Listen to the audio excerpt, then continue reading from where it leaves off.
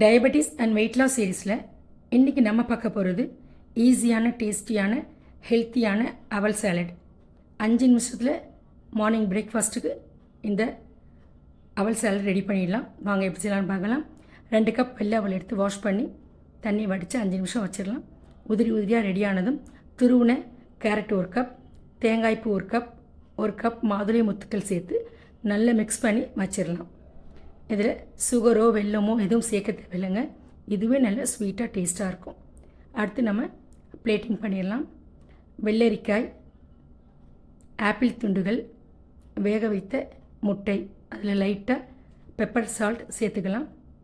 அதோடு நம்ம ரெடி பண்ணி வச்சுருக்க அவல் சாலட் 1 கப், கூடவே சூடாக 1 கப் இஞ்சி டீ. இந்த மாதிரி பிரேக்ஃபாஸ்ட் சாப்பிட்டு வந்தோன்னா டயபெட்டிக் நார்மல்லே இருக்கும், வெயிட்டும் லாஸ் ஆகும், ஃபேட்டி லிவரும் வராதுங்க.